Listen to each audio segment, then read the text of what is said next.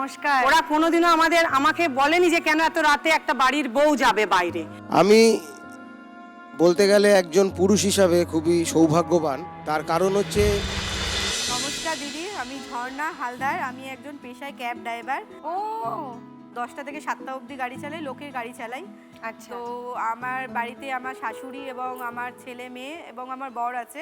বড় র্যাপিডো করে, কিন্তু সেভাবে কিছু করে না। একদিন করলে আর 2-3 দিন যায় না। কেন যায় না, বললে ঝগড়া করে ঘরে।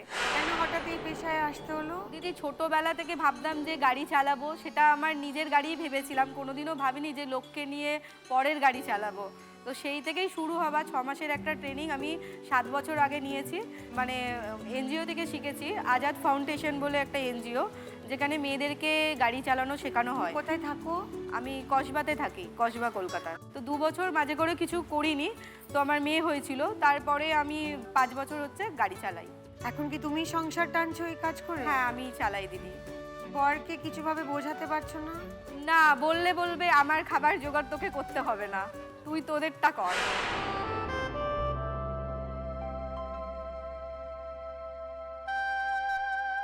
কোনো কাজ ছোট নয়, সব কাজের নিজস্ব সম্মান আছে। এবং আজকাল আমার মনে হয় না কোনো কাজের এই ডিভিশনটা আছে যে এটা ছেলেদের কাজ, এটা মেয়েদের কাজ। একদম সম্মানের সঙ্গে গাড়ি চালাবে। আর আমি চাই তুমি এখান থেকে অনেক টাকা যেত। থ্যাংক ইউ আর দিদি, থ্যাংক সেই ইউ। পুঁজিটা তোমার হোক যে তুমি একটা গাড়ি কিনতে পারো, যে নিজের গাড়িটা চালাতে পারো। থ্যাংক ইউ দিদি। All the best. হ্যাঁ, থ্যাংক ইউ দিদি। মৌসুমী, নমস্কার দিদি, নমস্কার। আমি মৌসুমী মিত্র। আমি একজন ঘটক দিদি। আমার এক বন্ধু একদিন বলছে, তাহলে আমার একটা ছেলে আছে, দেখ না, আমার দাদা মেয়ে আছে, খুঁজে দে। একটা মেয়ে খুঁজে দে না, এই তো তুই ঘুরে বেড়াচ্ছিস সব জায়গায় ঘরের জন্যে। তখন আমি বললাম ঠিক আছে, আমি দেখে দেবো, তাহলে আমাকে পারিশ্রমিক দিবি তো? বললো হ্যাঁ দেবো।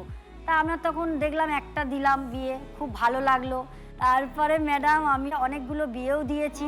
এই কাজটা যখন আমি করছি দেখলাম ভালোই লাগছে, আমার ইনকামও হচ্ছে, আমার বাচ্চা সংসারও দেখা হচ্ছে, আমাকে বাইরেও সময় মানে জবের জন্য কোথাও যেতে হচ্ছে না। প্রসেসটা কি? মানে ছেলে কি করে খোঁজো আর মেয়ে আমি কি করে খুঁজি, খোঁজো? আমার এবার দেখলাম সবাইকে আমি আমার মোবাইল নাম্বারটা দিয়ে আসি, আশেপাশে যাই, গিয়ে বলি কি আবার দেখি কারোর বাড়ি মেয়ে থাকলে, এই মেয়ে বিয়ে দেবে গো? বলে হ্যাঁ দিদি, তুমি কি দেখে দিতে পারবে? আমি বলি হ্যাঁ, আমি ভালো ছেলে মেয়ে হলে রোজগার কি তবে করে, রোজগার কি করে, মাইনেপত্র বাড়ি ঘর কি? কেমন, হ্যাঁ এইসব দেখেই আমি তাদের আমি আর একটু শ্বশুর খুঁজি। বাড়িটা ভালো করে দেখে নাও তো? না, আমি দেখে দিই, তারপরে কিন্তু আমি তাদের বলি আমার জয়েন্ট মানে আমি মিল করে দেবো, আপনারা কিন্তু একটু ঠিকঠাক করে ঠিকঠাক খবর খবর নেবেন। নিয়ে নেবেন। এটা আমি প্রত্যেক মানুষকে একই কথা বলে আসি। কটা বিয়ে দিয়েছো? 12টা বিয়ে দিয়েছি। কত চার্জ তোমার? 10,000 টাকা, মেয়ের বাড়ি, ছেলে হলে এখন 15-20।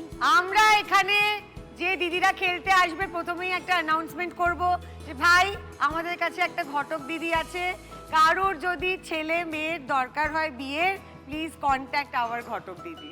বলে দাও নাম্বারটা, বলে দাও। 9674332284। পাত্র চাই, পাত্রী চাই, কন্ট্যাক্ট ঘটক দিদি মৌসুমী।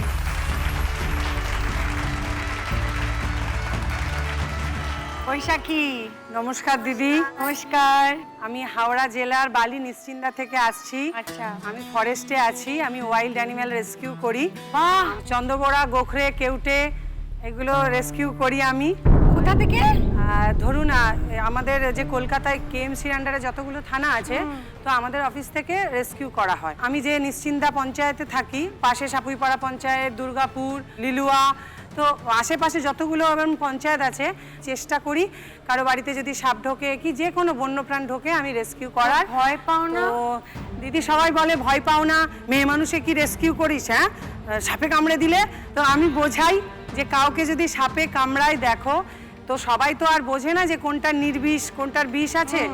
আগে যত তাড়াতাড়ি সম্ভব হাসপাতালে যাবে, যত তাড়াতাড়ি সম্ভব হাসপাতালে যাবে। তো সেই জন্য আরো মানুষকে বোঝাই যে ওঝার কাছে যাবেন না, যদি সাপে কামড় দেয়, বিষ ঢালে। শুনছেন তো সবাই, সাপে কামড় খেলে একদম।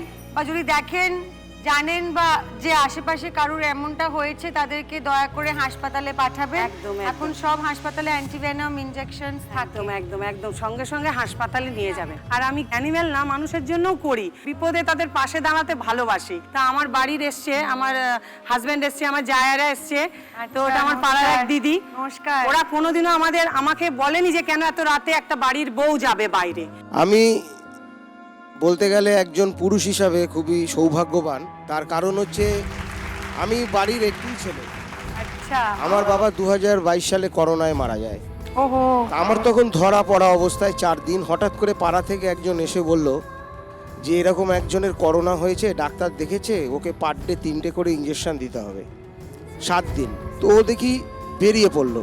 বললাম যে তুমি এই 4 দিন কোনো কিছুই খাওনি, ফল খেয়ে রয়েছো, তোমার শারীরিক তো সেই ক্ষমতা নেই।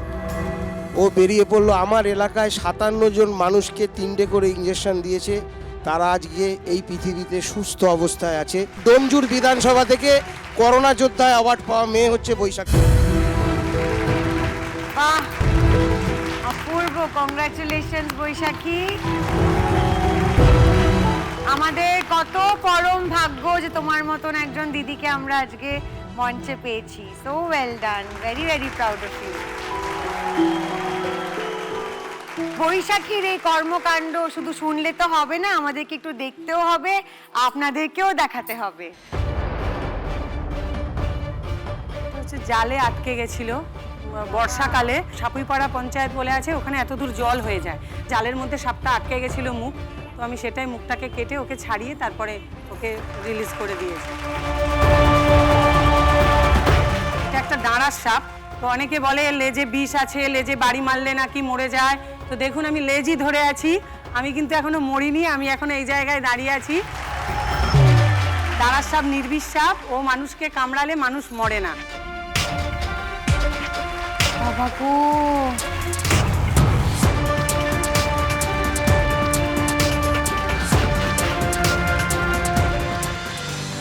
মেয়ের হাতের কাজ দেখেছেন? মেয়েরা কি শুধু রান্না বান্না ভালো পারে, সাপ ধরতেও পারে, জ্বলন্ত প্রমাণ।